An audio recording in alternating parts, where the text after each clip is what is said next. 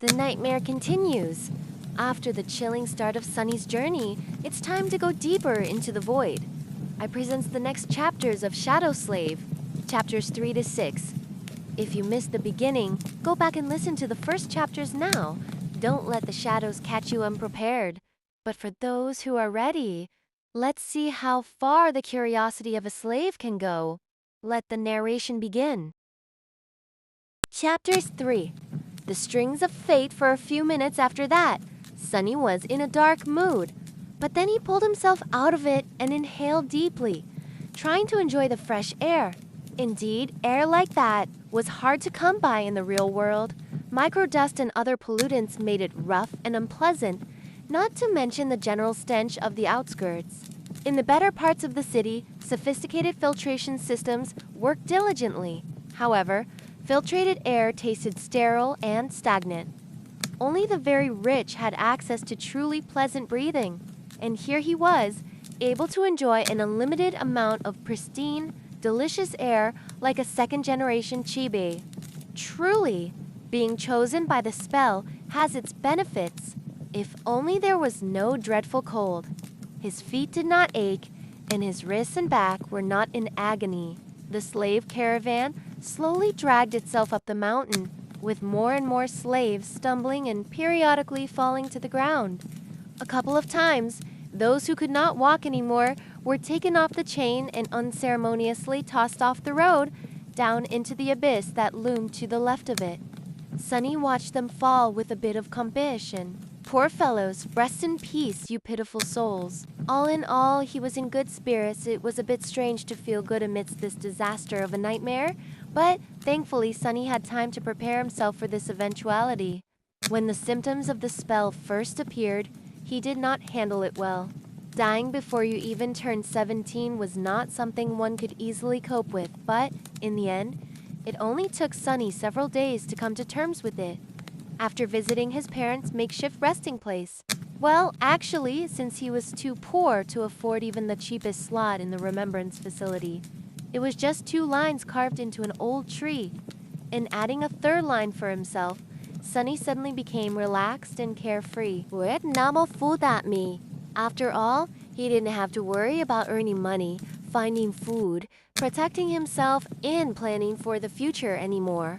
Once the worst that could happen had already happened, what else was there to fear? So, becoming a slave and slowly freezing to death was not that much of a shock. Besides, he knew that cold would not kill him, simply because he had already seen what fate was awaiting the caravan further up the mountain. The picture of piled bones littering the ground was still fresh in his mind. Most likely, it was a pack of monsters that were going to do the caravan in. And by the look of it, the attack was going to take place in a matter of hours, not days. So he still had a chance. Using the opportunity, Sunny decided to take another look at his status and summon the runes again. The last time he was too outraged by the aspect and didn't study the attributes well. While not as important as one's aspect, the attributes were often the deciding factor between life and death. They represented one's natural traits and affinities, sometimes even providing people passive abilities and effects. Fated attribute description: the strings of fate wrap tightly around you. Unlikely events, both good and bad, are drawn by your presence. There are those who are blessed, and there are those who are cursed, but rarely both. Mark of divinity. Attribute description: you bear a faint scent of divinity, as though someone briefly touched by it once, a long time ago. Child of shadows. Attribute description: shadows recognize you as one of their own. Interesting. Sunny quickly recognized the first attribute, fated, as the main culprit of his predicament. At first glance, it seemed to indicate that he was destined for a certain fate, to die miserably and vanish without a trace, for example. But after reading the description, he realized that being fated actually just meant that improbable things had a higher chance of occurring when he was around. I guess this is how I managed to receive one of the super rare useless aspects, and a weird variant of it at that. If fated was his innate attribute, then the other two came from the temple slave aspect.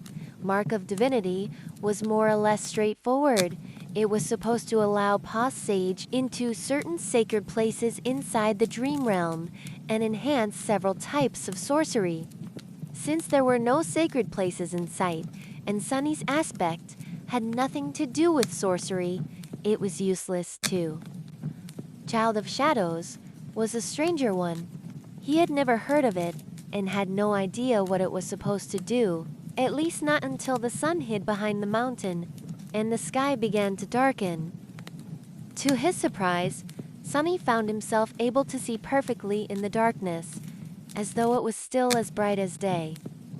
This ability alone was nothing to scoff at, and it was quite possible that Shadows would reward him with some other, yet unknown, gifts. Finally, something good. I wonder if stop the caravan, prepare to camp. Following the head soldier's order, the slaves stopped and fell to the ground, shivering and exhausted. The small clearing where the road widened was somewhat protected from the wind by a protruding masses of rock, but it was still too cold to rest with ease. The soldiers got busy herding the slaves into a tight circle, forcing them to share warmth, and lighting up a large bonfire in the center of the camp, although not before tending to their horses.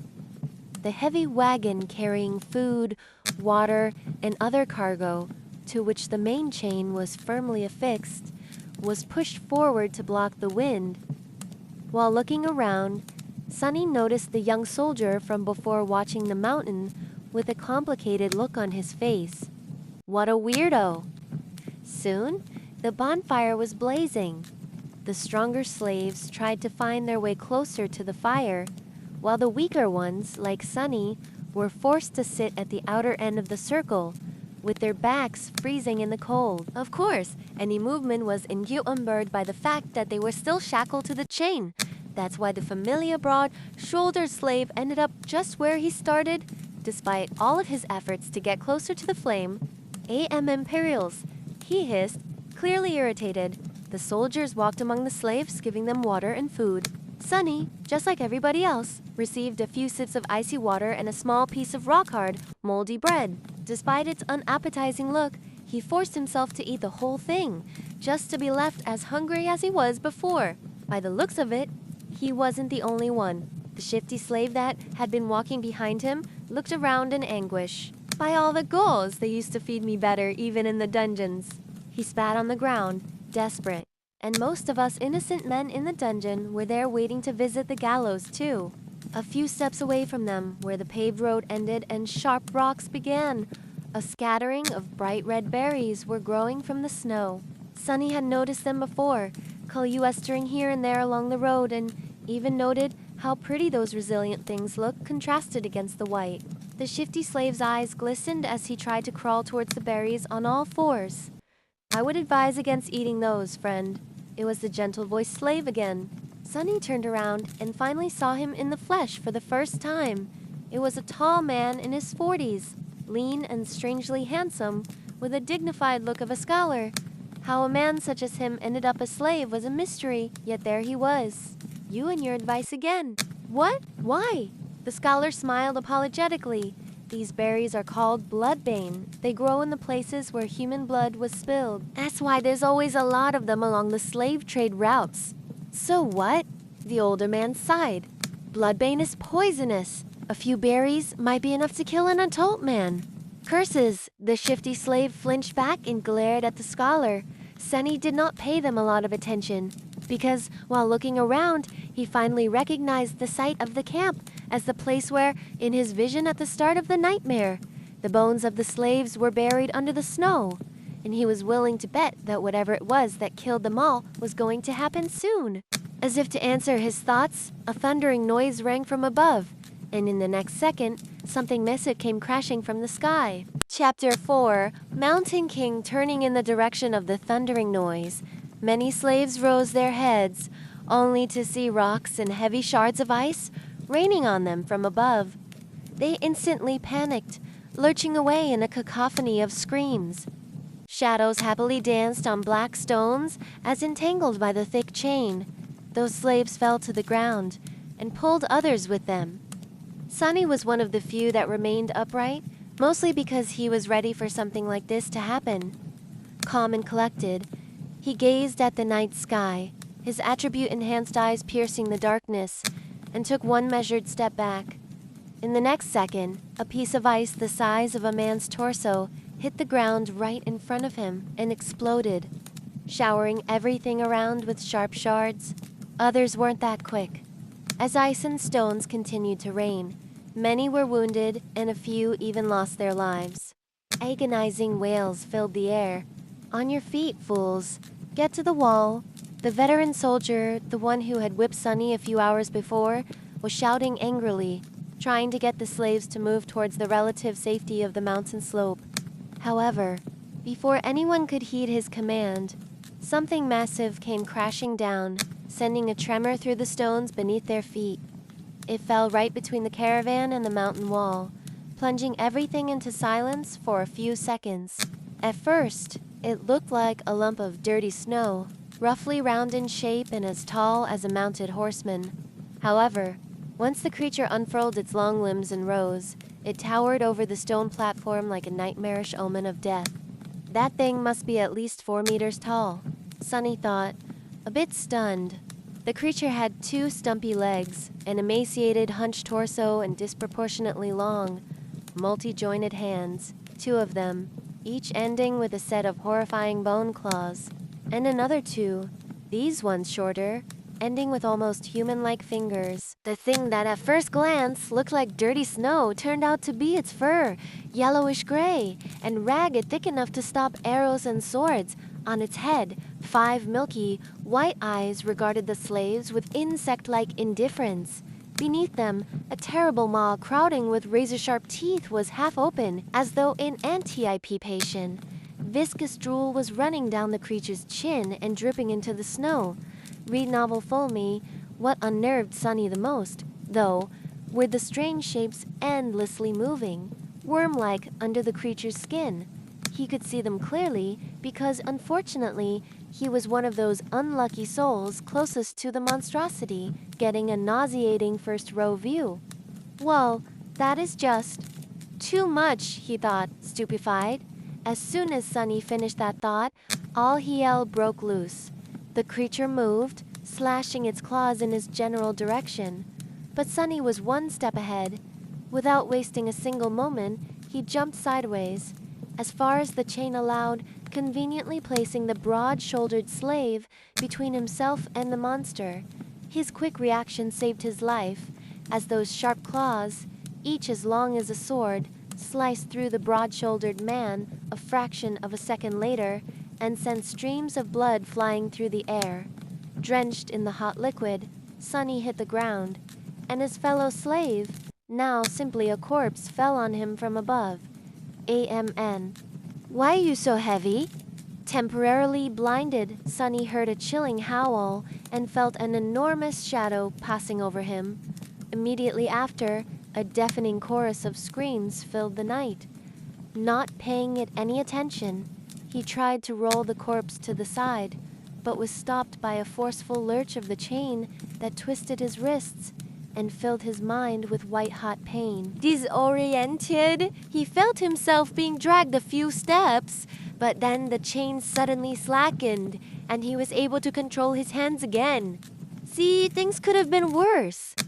Putting his palms against the dead man's chest, he pushed with all the strength he had. The heavy corpse stubbornly resisted all his attempts, but then finally fell sideways, setting Sunny free. However, he didn't get to celebrate this newly found freedom, as his blood suddenly turned to ice, because at that moment, with his palms still pressed against the broad-shouldered slave's bleeding body, he clearly felt something wriggling under the dead man's skin. You just had to think about how things could get worse, right, you idiot? He thought, and then flinched back. Pushing the corpse with his legs, Sunny crawled as far away from it as he could, which was about 1.5 meters, thanks to the ever-present chain. He quickly glanced around, noticing a mace as of dancing shadows and the silhouette of the monster rampaging amidst the screaming slaves on the opposite end of the stone platform. Then he concentrated on the dead body, which was starting to convulse with growing violence on the opposite side of the corpse. The shifty slave was looking at it with slackened jaw and a horrified expression on his face. Sunny waved to get his attention. "What are you staring at? Move away from it." The shifty slave tried, but immediately fell down. The chain was twisted between the three of them, pinned down under by the broad-shouldered man's weight. Sunny clenched his teeth right under his eyes. The corpse was going through a nightmare-inducing metamorphosis. Strange bone growths pierced its skin, extending like spikes. The muscles bulged and wriggled, as though trying to change shape. The fingernails were turning into sharp claws. The face cracked and split, bearing open a twisted mouth with one too many rows of bloodied, needle-like fangs. "This is not right," Sunny twitched, feeling a strong urge to empty his stomach. Thursday, the chain.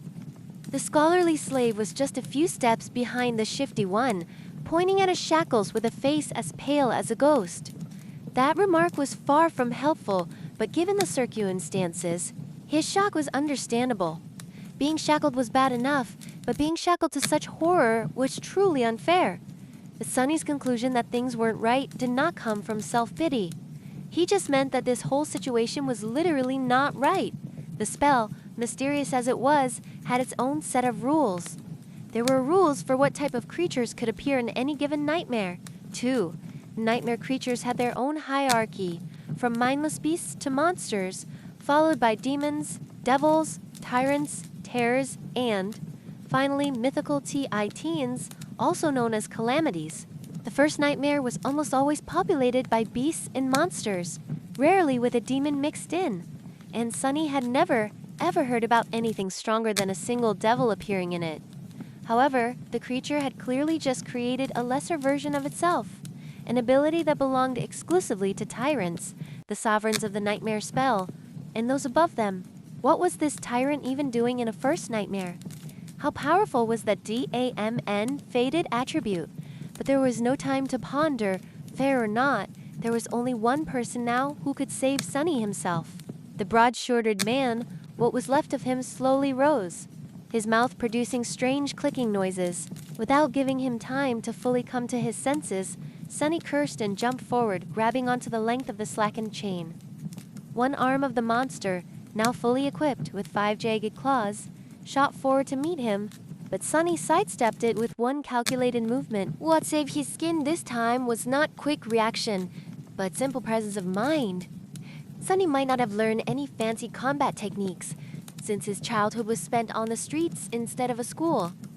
But the streets, too, were a kind of teacher. He had spent his whole life fighting for survival, quite often, literally.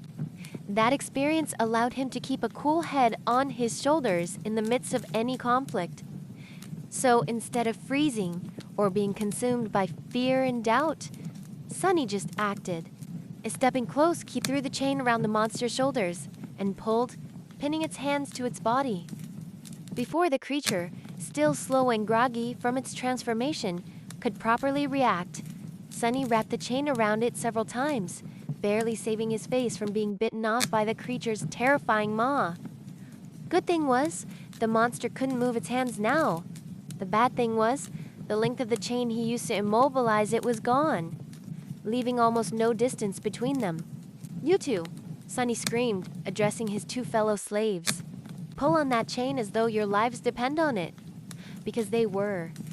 The shifty slave and the scholar gaped at him and then, understanding what he was thinking, started to move. Grabbing the chain from the opposite directions, they pulled as hard as they could, tightening its grip on the monster and not letting it shake loose. Great, Sunny thought. The monster bulged its muscles, trying to break free. The chain creaked, caught on the bone spikes, as though slowly breaking apart.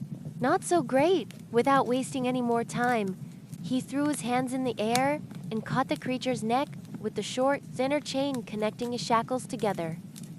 Then he circled the monster with a quick step and pulled, ending up back to back with it, as far away from its maw as he could, Sunny knew that he wasn't strong enough to strangle a man with his bare hands, let alone a weird, terrifying mutant like the one trying to eat him. But now, using his own back as a lever and the weight of his whole body to pull the shackles down, he at least stood a chance. He pulled down with all his might, feeling the monster's body pressing against him, bone spikes brushing against his skin. The monster continued to struggle, clicking loudly and trying to break the chain tying him down apart. Now, it was just a question of what would break first, the chain or the monster itself. Die! Die! UBASTARD. Sweat and blood were rolling down Sunny's face as he was pulling and pulling and pulling down with as much force as he could muster. Every second felt like an eternity. His strength and stamina, what little he had to begin with, were quickly running out. His wounded back, wrists and muscles pierced by the bone spikes were in agony. And then, finally, Sunny felt the monster's body go limp. Moment later, a faintly familiar voice rang in the air. It was the most beautiful sound he had ever heard. You have slain a dormant beast, Mountain King's larva. Chapter 5. Broken Chains. You have slain a dormant beast, Mountain King's larva. Sunny fell to his knees, breathless. His whole body felt as though it just went through a meat grinder. Even large amounts of adrenaline could not wash away all the pain and exhaustion. And yet, he was exhilarated. The satisfaction of killing the larva was so vast that he even forgot to be disappointed about not receiving a memory, the special item tied to a dream realm inhabitant's essence, which was sometimes awarded by the spell to the triumphant awakened. A magic sword or a suit of armor would have come in handy right about now. DAMN. He would even settle for a warm coat. 3 seconds. You can rest for 3 more seconds, Sunny thought. After all, the nightmare was far from over. A few moments later, he forced himself to come back to his senses and looked around, trying to ascertain the situation. The larva was dead, which was great. However, he was still tied to it by the DAMN chain. The shifty slave and the scholar, both pale as death, were busy untangling it to buy the 3 of them at least some freedom of movement. Further away, torn bodies and pieces of flesh were lying on the ground. Many slaves were killed. A few had somehow managed to escape and were now running away. Fools, they're dooming themselves. Read novel full.me. The chain, as it turns out, was at some point broken in 2. That's why it suddenly slackened when Sunny was being dragged by the manasses of panicking slaves. If their shackles had a less sophisticated locking mechanism, he could have tried to free himself now. However, each pair was fixed to a specific link. Without unlocking them, no one was going anywhere. The tyrant, Mountain King, presumably was hidden from sight by the bright glow of the bonfire. However, Sunny could feel its movements due to the subtle tremors spreading through the stones, as well as the desperate screams of those slaves who were yet to perish. An angry bellower, too, could also be heard, indicating that some of the soldiers were still alive, desperately trying to fight the monstrosity off. What pulled his attention the most, though, was the fact that several of the maimed bodies were starting to move. More larvae. His eyes widened. One after another, 4 more corpses slowly rose to their feet. Each beast looked as disgusting as the first one had, and not a bit less deadly. The nearest was mere meters away from Sunny, A and B and all, he thought. And then weakly, I want to wake up. As strange clicking filled the air, one of the beasts turned its head toward the 3 slaves and gnashed its fangs. Shifty fell on his seki, whispering a prayer, while Scholar just froze in place. Sunny's eyes darted to the ground, trying to find something to use as a weapon, but there was not a single thing he could use. Full of vitriol, he simply wrapped a length of chain around the knuckles and raised his fists. Come at me, UBASTARD. The larva dashed forward with incredible speed in a flurry of claws, fangs, and terror. Sunny had less than a second to react. However, before he could do anything, a nimble figure moved past him, and a sharp sword flashed in the air. The monster, beheaded with one strike, fell gracelessly onto the ground. Sunny blinked. What was that? Dumbfounded, he slowly turned his head and looked to his left. Standing there with a valorous expression was the handsome young soldier who had once offered him water. He looked calm and collected, if a little grim. There was not a speck of dirt or blood on his leather armor. He's awesome, Sunny thought before catching himself. Poser. I mean, he's a poser. With a short nod, the soldier moved forward to face the remaining 3 larvae. But after taking a few steps, he suddenly turned around and gave Sunny a long look. Then, with one swift motion, the young warrior took something from his belt and threw it to Sunny. Save yourself. With that, he was gone to fight the monsters. Sunny reflexively caught the item and watched the soldier go. Then he lowered his gaze and studied the thing clutched tightly in his hand. It was a short and narrow iron rod with a straight bend on its end. A key! It's a key! His heart began to beat faster. It's the key to the shackles. With one last glance at the fierce battle starting between the young soldier and the larvae, Sunny dropped on one knee and began to maneuver the shackles, trying to get his hand into a suitable position to insert the key. It took him a few tries to understand how the unfamiliar lock worked. But then, finally, there was a satisfying click, and he was suddenly free. The cold wind caressed his bloodied wrists. Sunny rubbed them and smiled with a dark gleam in his eyes. Just you wait now! For a moment, visions of violence and revenge filled his head. Boy, over here! Shifty was waving his hands in the air, trying to get his attention. Sunny briefly considered just leaving him to die, but then decided against it.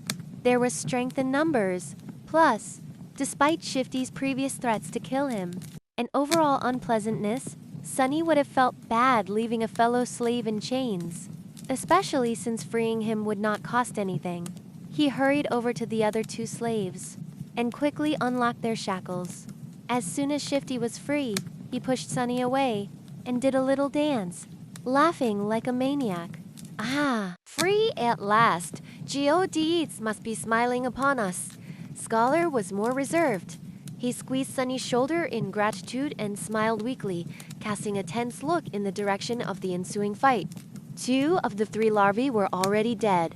The third one was missing an arm, but still trying to tear its opponent apart. The young soldier danced around it, moving with the graceful fluidity of a natural-born warrior. What are you waiting for?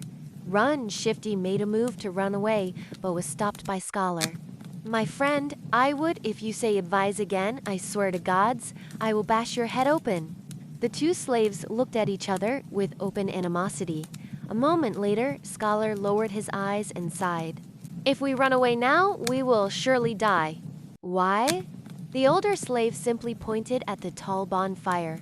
Because without that fire, we will freeze to death before the night is over. Until the sun rises, running away is suicide.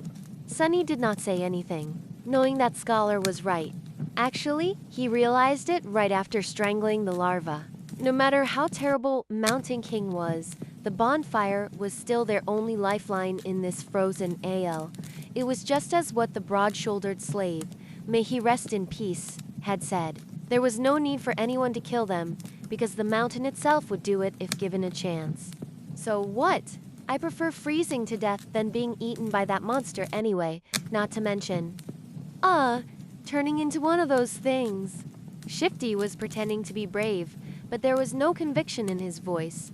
He glanced at the darkness surrounding the stone platform and shivered before taking a small step back. At this point, the 3rd larva was long dead, and the young soldier was nowhere to be seen. He had probably gone to join the fight at the other side of the bonfire, leaving the 3 slaves alone at the mountainside part of the stone platform. Scholar cleared his throat. The monster might be satiated with those it had already slain. It might be defeated or driven away by the Imperials. In any case, if we stay here, we have a chance to survive. however small. But if we run away, our doom will be certain. So what do we do? Unlike Scholar, Sunny was sure that Mountain King would not be satisfied with killing just most of the slaves.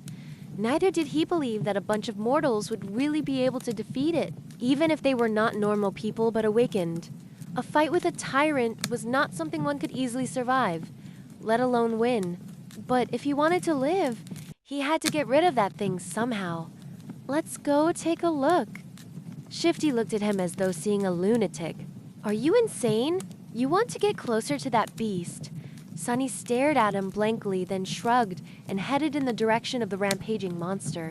Chapter 6. Confronting the tyrant Sunny was off to face against a nightmare creature. And not any creature, at that, but one of the 5th category, a dreaded, fearsome tyrant. The odds of survival were so low that anyone would have laughed in his face if he were to ever suggest attempting to fight it. If they weren't an awakened 2 or 3 ranks above the creature, of course, which Sunny certainly wasn't. And yet, he had to deal with this Mountain King somehow to avoid an even more miserable death. The ridiculous degree to which the odds were stacked against him from the very beginning of this delayed execution had gotten old a long time ago, so he didn't have any more energy to think about it. What was there to fear, after all? He was already as good as dead. It's not like he could get any deader. So why worry? On the other side of the bonfire, things were turning from bad to worse. Most of the slaves were already dead. A few soldiers were still desperately trying to fight the monster, but it was clear that they weren't going to last long. Right in front of Sunny's eyes, the tyrant picked up a dead slave, dragging the chain up with him, and opened its terrifying maw wide. With one crushing bite, the slave's body was torn in half, leaving only bloodied stumps inside the shackles. Mountain King's 5 indifferent, milky eyes stared into the distance as he chewed, streams of blood flowing down its chin. Seeing that the creature's upper arms were busy, one of the soldiers screamed and lunged forward, brandishing his long spear. Without turning its head, the tyrant extended one of its shorter lower arms, caught the soldier's head in an iron grip, and squeezed, crushing the poor man's skull like a soap bubble. A moment later, the headless body was tossed over the cliff and disappeared into the abyss below. Shifty doubled over, puking his guts out. Then he shakily rose to his feet and glared at Sunny. Well, we've taken a look now, what? Red novel full.me.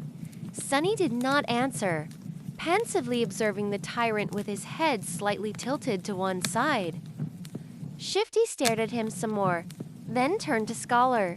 I am telling you, old man, the boy is sick in the head. How the hold he be so calm? Shh, lower your voice, fool. Blood drained from Shifty's face as he slapped himself, covering his mouth with both hands. Then he cast a fearful look in the direction of the tyrant. Luckily, the abomination was too busy feasting on the slaves, lucky ones who were already dead and unlucky ones who were still alive, to pay them any attention. Shifty slowly exhaled. Sunny was preoccupied with thinking, measuring his chances of survival. How do I get rid of that thing? He didn't have any special powers, nor did he have an army ready to bury the tyrant under a mountain of bodies.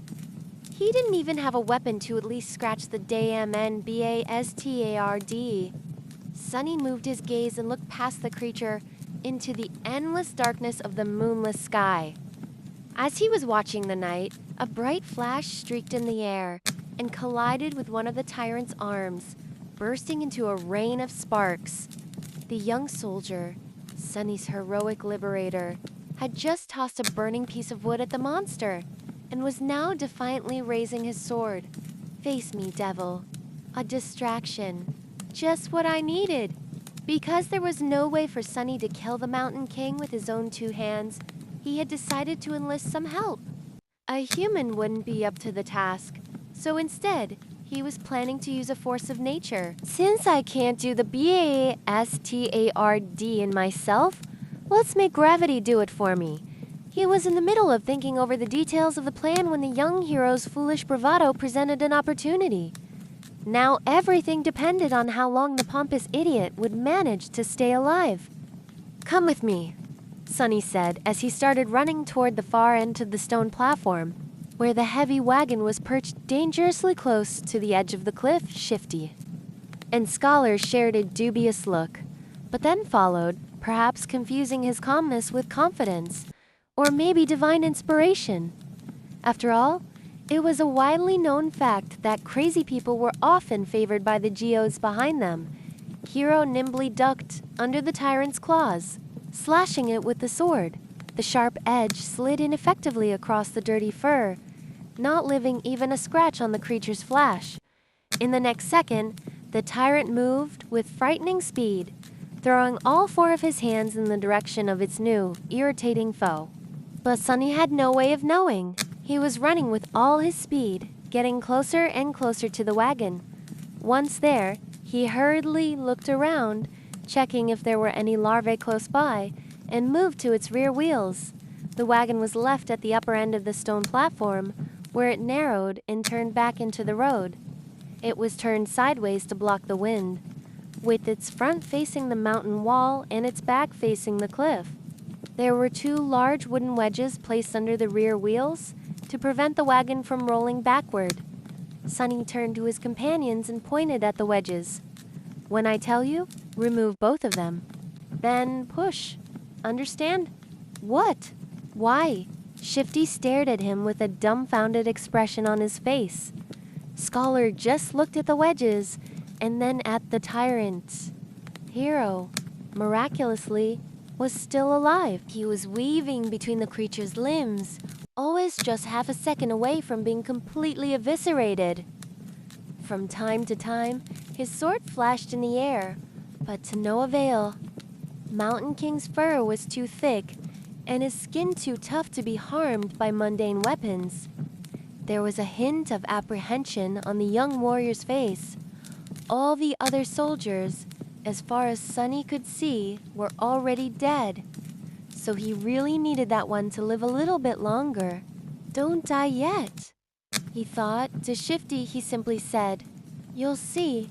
The next moment, Sunny was running again, trying to follow the chain from the brace where it was affixed to the wagon.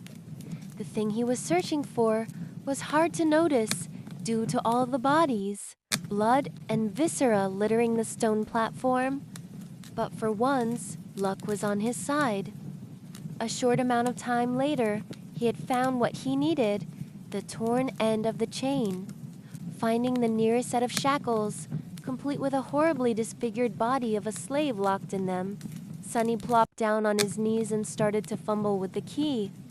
There was a mew-fled scream, and with a sideways glance, he noticed Hero flying through the air, finally caught by one of the tyrant's strikes. Incredibly, the young soldier managed to land on his feet, sliding several meters across the stones. All of his limbs were still in place. There were no terrible wounds on his body either. Without skipping a bit, Hero rolled forward, picking up his sword from where it fell on the ground, and then rolled once more, this time sideways, narrowly avoiding a heavy stump from the creature's foot. Rolling? Who the heel rolls around in this situation? Without any more time to waste, Sunny finally managed to unlock the shackles. Shaking the dead slave out of them, he then promptly locked them once again, this time around the chain itself, ending up with a makeshift slipknot and a loop. Now everything depended on his resolve, hand-to-eye coordination, and the luck. Turning to Shifty and Scholar, who were still waiting by the wagon, he screamed, "Now, then," picking up a sizable length of chain. Sunny stood up and faced the tyrant. Hero spared him half a glance. His eyes lingered on the chain for a moment and then quickly followed it to the wagon. Then, without showing a hint of emotion, the young warrior doubled his efforts, drawing the creature's attention away from Sunny. So he's smart, too? What a scam.